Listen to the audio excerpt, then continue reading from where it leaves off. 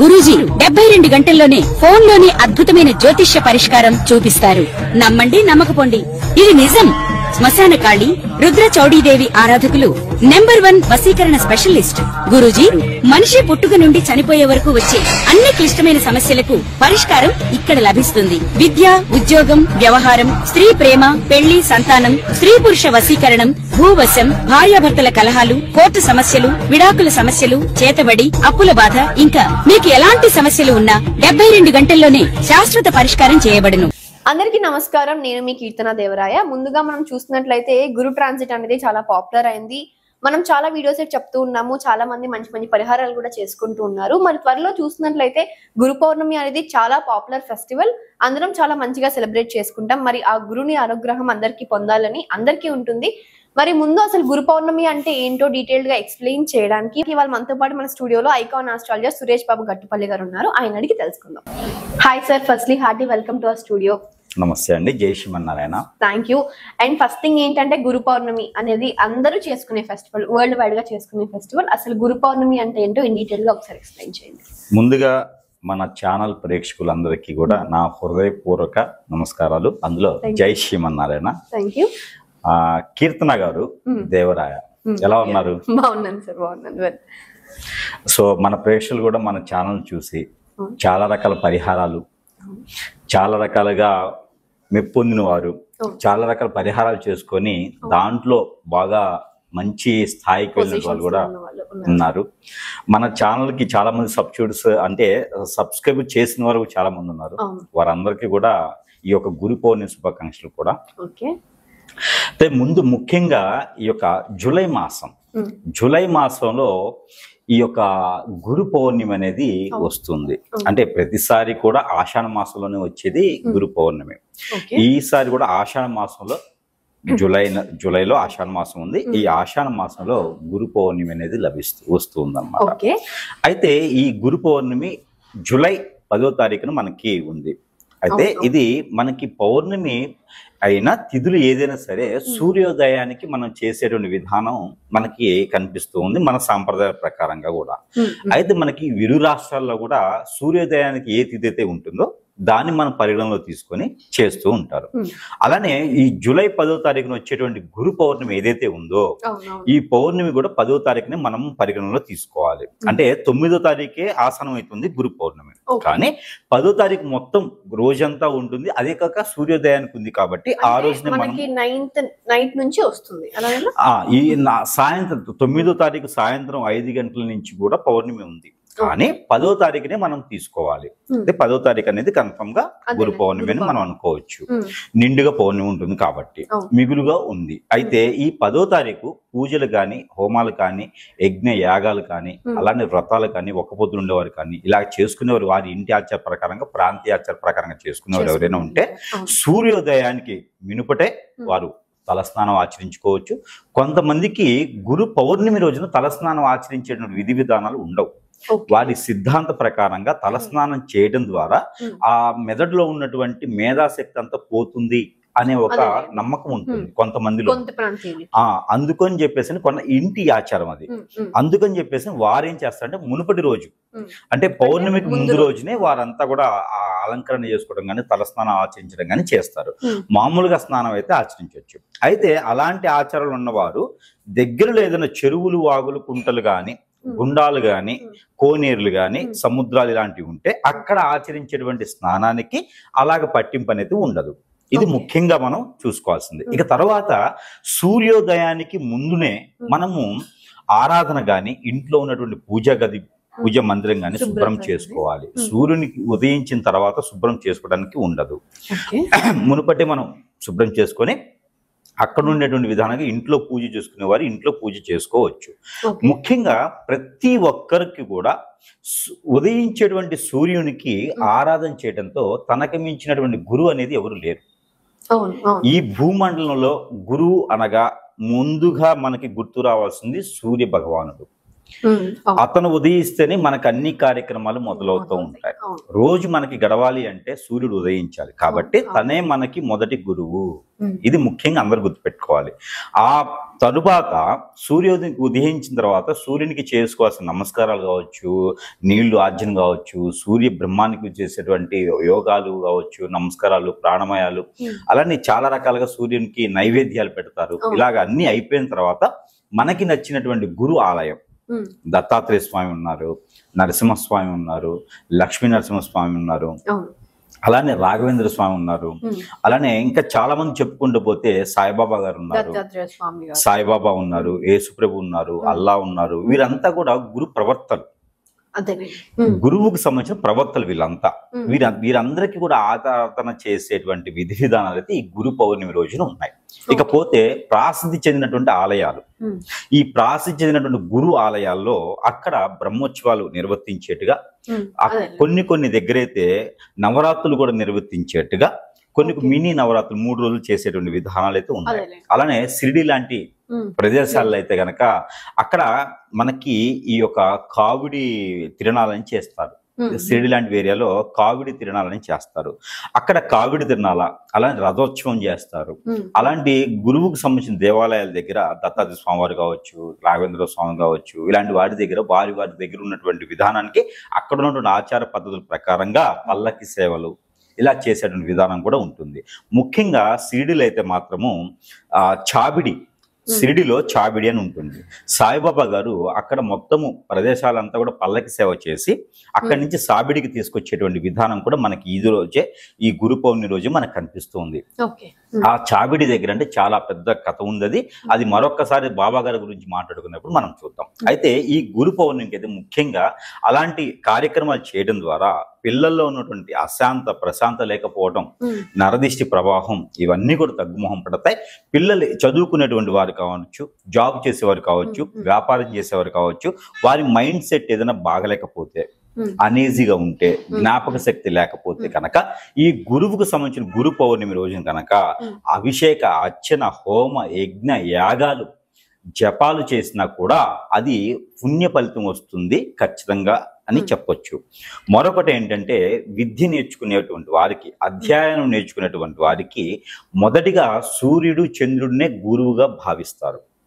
అందుకని గురు పౌర్ణమి అంటే చంద్రునికి సంబంధించింది కాబట్టి అందులోనూ ఇంట్లో ఎవరికైనా తల్లి గారికి కానీ, తల్లి స్వభావంతో కూడినటువంటి స్త్రీలకు ఎవరికైనా బాలేకపోతే కూడా యజ్ఞాలు చేయించడం ద్వారా, అక్కడ జపం చేయించడం ద్వారా, లేదన్నా హోమం చేయించడం ద్వారా, లేదంటే కనీసం వ్రతం చేయించడం ద్వారా అయినా సరే ఆరోగ్యం కుదిరిపడేటువంటి విధానాలు కూడా మన పురాణాల్లో చాలా వరకు ఉన్నాయి. ఈ గురు పౌర్ణమి ఒక ప్రత్యేకత అయితే ఇలా ఉంటుంది. ఇకపోతే ఈ గురు పౌర్ణమి రోజున నాన్ వెజ్ తినకుండా గురువుని ఆరాధిస్తూ మనకి విద్యా బుద్ధులు నేర్పినటువంటి, మనకి నాగరికత నేర్పినటువంటి, మనకి ఎలా జీవించాలి నా మానవాళిలో అనేటువంటి ముందుకి దారి చూపించే మార్గదర్శిగా చూపించేటువంటి ప్రతి ఒక్కరు మనకి గురువుతో సమానం. తల్లిదండ్రి తర్వాత గురువుతో సమానం. అంటే ప్రతి ఒక్కరు కూడా మనకి డబ్బు లేని సమయంలో డబ్బు సహాయం చేసి పలాని వ్యాపారం పెట్టుకోమని చెప్పిన వాడు కూడా గురువే. లేదు నాయన నువ్వు పలాని దారిలోకి వెళ్ళి మంచి జరుగుతుందని చెప్పినటువంటి వాడు గురువే. వాడు ఫ్రెండ్ కావచ్చు, స్నేహితుడు కావచ్చు, శ్రేయోభిలాషి కావచ్చు, రిలేషన్స్ కావచ్చు, కానీ మనకి గురువుతో సమానం. వారి అంతటి వారికి కూడా వారికి పాద సేవ చేసుకోవటం, వారికి ఏదన్నా బట్టలు దానం ఇవ్వటం, అలాంటి చేస్తే ద్వారా కూడా కొంతమేర పుణ్యం అనేది వస్తుంది. వారు పెట్టినటువంటి దారిలో నడుచుకుంటూ వెళ్తే కూడా మనకి ఆ పుణ్యఫలమే కాకుండా మనం వెళ్ళాల్సినటువంటి దారి, గోల్ ఏదైతే ఉందో దానికి ఖచ్చితంగా రీచ్ అవుతాము. ఇది గురువుకు సంబంధించినటువంటి విధానం. ఇక చివరిగా మనకి గురువు పౌర్ణమి ఏ రోజు ఎట్లా వస్తుంది, ఎప్పుడు ఎట్లా పూజ చేసుకోవాలనే దానికి చూసినట్టయితే కనుక మనకి గురు పౌర్ణమి జూలై 10వ తారీఖున వస్తుంది. అదే రోజున పూజలు చేసుకోవచ్చు. అయితే ఇది సూర్యబింబానికి ముందుగానే దేవుని మందిరం మనం అనుకునే పూజలు చేసుకునే విధానం ఉంటుంది. అలానే గురువుకు సంబంధించినటువంటి నైవేద్యం ఏముంటుందో అది చక్కెర పొంగలి అంటే చాలా ఇష్టం. గురువు ఎవరికైనా సరే తీపి పదార్థం చేసి పెట్టాలి, చక్కెర పొంగల్ చేసుకొని పెట్టాలి. ఆ తర్వాత గోధుమలతో చేసేటువంటి తీపి పదార్థాలు, గోధుమతో రవ్వతో చేసి దాంట్లో బెల్లం వేసి నైవేద్యం పెట్టాలి ఉదయించేటువంటి సూర్యునికి. ఇది ప్రతి ఒక్కరు కూడా చేయాలి. ఇంకా అనారోగ్యంగా ఉన్నవారు, దాంట్లో ఇంకా నెగిటివ్ ఏదైనా జరిగి ఉన్నవారు, మైండ్ పరంగా ఎదగలేనటువంటి వారు, పిల్లలు అయితే బాలరిష్ట రోగాలతో ఉన్నవారు ఎవరైనా ఉంటే ఉదయించే సూర్యునికి నీళ్లు ఆజ్ఞించాలి. ఇవన్నీ కూడా గురు పౌర్ణమి రోజు చేసుకుంటే చాలా మంచిది. ఇకపోతే తర్వాత 5 నారికేళములు ఏదైనా స్వామివారి గుడిలో, అంటే గురువు సంబంధించినటువంటి గుడిలో, అంటే ఇప్పుడు సాయిబాబా వారు కావచ్చు, దత్తాత్రేయ స్వామి వారు కావచ్చు, వారు ఎవరినైతే ఆరాధిస్తారో ఆ ఆలయంలో, ఇంకొకటి ఏంటంటే మణికంఠ స్వామి కానీ, సుబ్రహ్మణ్య స్వామి కానీ, వీరు కూడా గురువుతోనే సమానం. అలాంటి ఆలయాల్లో దక్షిణామూర్తి కూడా గురువుతో సమానం. అయితే ఇలాంటి ఆలయాల్లో వీరు కనుక యజ్ఞయాగాలు, హోమాలు, పూజలు కాకుండా అలా చేయలేనటువంటి సందర్భం ఉన్నా, చేయలేని పరిస్థితులు ఉన్నా కూడా వారు ఒక 5 నారికేళములు, 5 అనగా ప్రకృతి సంబంధించి, అందుకని 5 నారికేళములు ఒక చిప్ప కూడా వెనక్కి తెచ్చుకోకుండా 5 నారికేళములు ఆ స్వామివారికి సమర్పించాలి. అప్పుడు ఆ స్వామివారికి 5 నారికేళములు సమర్పించడం ద్వారా మనకున్నటువంటి క్రామ క్రోధాలన్నీ కూడా హరించకపోయేసి మనం ఎలా జీవించాలనేది ఉంటుంది. దిష్టి దోషాలన్నీ కూడా తొలగిపోయేదానికి ఉంటుంది. అందుకని గురువు సంబంధించిన దానిలో అది. అంతా సాయిబాబా వారి మందిరంలో, ఆలయంలో అయితే గనక అక్కడ ధుని అని ఉంటుంది. ఆ ధునిలో గనక మనకి దొరికేటువంటి మొక్కలు గాని, చెట్లు గాని ఏమైనా ఉంటే దాంట్లో మద్ది, టేక అని ఉంటాయి, 2 జాతులకు సంబంధించినవి.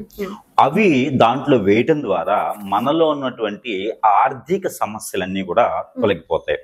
ప్రతి ఒక్కరు కూడా ప్రయత్నం చేసి చూస్తే రానున్నటువంటి గురు పౌర్ణమి కల్లా కూడా మనకున్నటువంటి స్థితిగతులు నుంచి బయటపడేదానికి ఉంటుంది. ఈ గురు పౌర్ణమి ప్రత్యేకత చెప్పుకుంటూ పోతే గురు పౌర్ణమి కూడా వస్తుంది. అందుకని 12 రాసుల వారికి ఎలా ఉంటుందో అనేది మనం ఒకసారి చూద్దాము. అయితే ముఖ్యంగా గురు పౌర్ణమికి అయితే ఇలా చేసుకుంటే సరిపోతుంది. నైవేద్యం కూడా వారు రొట్టెలు పెట్టుకోవచ్చు, పాలు పెట్టుకోవచ్చు, తెల్లని పదార్థాలు, చక్కెర పొంగల్ పెట్టవచ్చు. ఆ విధమైనటువంటి విధి పెట్టుకుంటే సరిపోతుంది.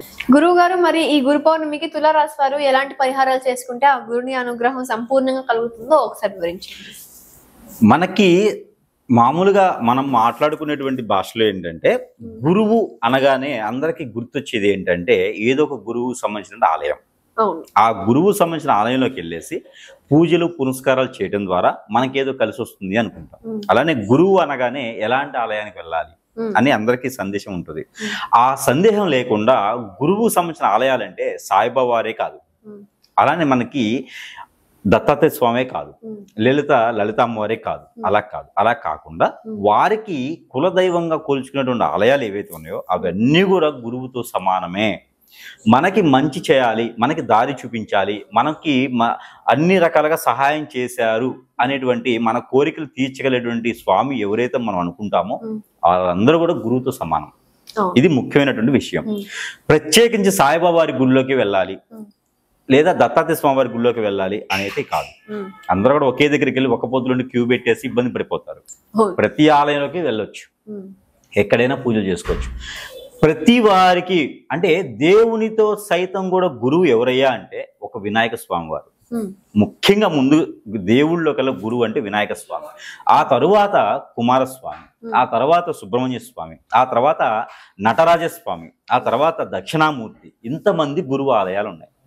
గ్రహాల్లో గురువు అంటే రవి, చంద్రులు, శని, వీళ్ళందరూ కూడా గురువులతో సమానం. కాబట్టి ఎలాంటి ఆలయానికైనా వెళ్ళొచ్చు. ఇది 12 రాసుల వారికి చిన్న సందేశం. తర్వాత మనకి 12 రాసుల్లో ఒకటి తులారాశి. ఈ తులారాశి వారు ఈ యొక్క గురు పౌర్ణమి మనకు వచ్చేటువంటి జూలై మాసంలో 10వ తారీఖు వచ్చేటువంటి ఏదైతే గురు పౌర్ణమి ఉందో ఈ గురు పౌర్ణమి రోజున వీరు ముఖ్యంగా చేయవలసినటువంటి కార్యక్రమం ఏమిటంటే, వారు చెడు చేయకుండా, మాంసాహారాలు భుజించకుండా ఉంటే అదే పెద్ద వీరికి పరిష్కారం. అన్ని రకాల రుమ్మదలు కూడా వీరికి తొలగిపోతాయి. కాబట్టి వారు ఆలోచించేటువంటి ఆలోచన విధానం కావచ్చు, అందరినీ కలుపుకుడితరంగా పోయేటువంటి విధానం కావచ్చు, అన్ని కూడా సన్యాసిలాగా అన్ని వదిలివేసి, పోనీలేరా బాబు వీరు బాగున్నారు, మనకెందుకులని వదిలేసి వెళ్ళిపోతుంటే వీరు సంతోషంగా ఉన్నారని చెప్పేసి అని వీరు కళ్ళ ఆనందంతో వెళ్ళిపోతూ ఉంటారన్నమాట తులారాశి వారు. అలాంటి వారికి కూడా సుఖ సంతోషాలు, అలాంటి దానాలు చేసేటువంటి విధానాలకు వీరు సమకూర్చే విధానం ఉంటుంది. కాబట్టి చిన్న పరిహారం చేసుకుంటే సరిపోతుంది. అయితే మనకి ఈ తులారాశి వారు ముఖ్యంగా ఈ యొక్క జూలై మాసంలో వచ్చేటువంటి ఈ యొక్క గురు పౌర్ణమి రోజున సాయం సంధి వేళలో శివాలయాల్లో ఆరాధన చేయటం, ప్రదక్షిణ చేయటం లాంటివి చేస్తే చాలా మంచి జరుగుతుంది. అలానే పేదవాళ్ళకి దానం ఇస్తే కూడా చాలా మంచి జరుగుతుంది. అలానే బనానాస్, అరటి పళ్ళు ఏవైతే ఉంటాయో అవి ఏ రాష్ట్రంలో పండినటువంటి అరటి పళ్ళైనా పర్వాలేదు, ఆ అరటి పళ్ళు ఒక డజన్ తీసుకొని, పండినవైనా పచ్చివైనా పర్వాలేదు, ఆ అరటి పళ్ళు ఒక డజన్ తీసుకొని మినిమం ఒక 6గురికి, ఒకళ్ళకి దానం అనేది ఒక పండు దానం ఇవ్వకూడదు. అందుకని మినిమం ఒక 6గురికి అయినా సరే 2 పళ్ళు చొప్పున మినిమం 6గురికి, ఆ పై ఎంతమందికైనా ఇవ్వచ్చు. అలాగా వీరు ఇవ్వటం ద్వారా వారికి గురువుకు సంబంధించినటువంటి అనుగ్రహం అనేది లభిస్తుంది. అలానే వీరికి మైండ్ పరంగా కావచ్చు, ఆలోచన విధానంగా కావచ్చు, స్ట్రెస్ ఫీల్ అయినా కావచ్చు, జాబ్లో కావచ్చు, విదేశీయానానికి కావచ్చు, ఆరోగ్య సమస్యలు, ఆర్థిక సమస్యలు, ఇలాంటి వారు ఎవరైనా ఉండి ఆందోళన చెందుతూ ఉంటే, లవ్వర్ మాట్లాడలేదని, లవర్స్ మాట్లాడుకోవట్లేదని, వాళ్ళిద్దరు మాట్లాడుకోవట్లేదు, గొడవలు అవుతున్నాయి కానీ దానివల్ల స్ట్రెస్ ఫీల్ చేసి వీరేదో ఇంకొక అఘాయిత్యం చేసుకునే విధంగా ఉన్నటువంటి పర్సన్స్ ఎవరైనా తులారాశిలో ఉంటే గనక వారందరూ కూడా, ఎందుకంటే తులారాశి వారు స్వతహాగా వీరు ఏంటంటే వీరు జెన్యూన్ తత్వంతో ఎక్కువగా కనిపిస్తూ ఉంటారు, అందరికి సహాయం చేయాలని ఒక ఆలోచనలో ఉంటారు. కాబట్టి వీరందరూ కూడా ఏంటంటే ఆ ఒక శివుని యొక్క అనుగ్రహం పొందాలంటే కనుక సాయం సంధి వేళలో వారి సమీప దూరంలో ఎక్కడైనా అభిషేకం అర్చనలు చేయిస్తే గనక అక్కడ గురువునికి సంబంధించి పంచామృత అభిషేకంతో అభిషేకం చేయిస్తే వీరందరికీ కూడా కలిసి వచ్చేటువంటి విధి విధానాలు అయితే ఖచ్చితంగా వీరికి లభిస్తున్నాయి. ఆ తర్వాత వీరు తినేటువంటి ఒక ముద్ద ఉదయం నుంచి సాయంత్రం వరకు వీరు ఎన్నిసార్లు అయితే తినాలనుకుంటారో ఆ తినేటువంటి వెజిటేరియన్ లో ఒక ముద్ద, తొలి ముద్ద తీసేసి కాకులకు కావచ్చు, కుక్కలకు కావచ్చు, లేకపోతే పారేసినా పర్వాలేదు, ఆ తొలి ముద్ద తీసినట్లయితే కనుక ఆ పూర్వీక దోషం, పూర్వీకుల శాపం, నరదిష్టి, నరఘోష, శత్రు భయం ఇవన్నీ కూడా తొలగిపోయేసి ఆర్థికంగా ఎదిగేదానికి సహకరిస్తుంది. కాబట్టి ఈ రకమైన ప్రయత్నం చేయాలి. మరొకటి ఏంటంటే ఈ గురు పౌర్ణమి రోజున పావురాళ్ళకి సజ్జలు వేసినట్టయితే ఆర్థిక రకమైనటువంటి సమస్యలన్నీ కూడా తొలగిపోతాయి.